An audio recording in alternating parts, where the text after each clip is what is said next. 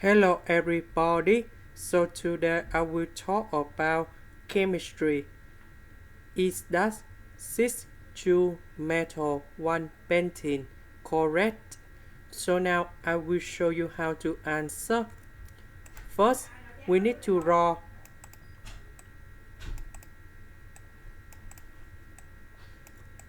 we have 1 pentene, so that should be in here.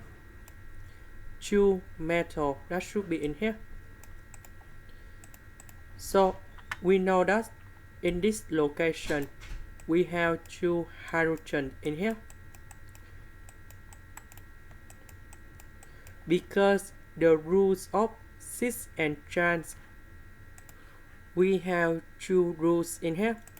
On the second rule, there must be 2 non-identical groups, but in here we have 2 hydrogens in one location, so that means we cannot allow use cis in here.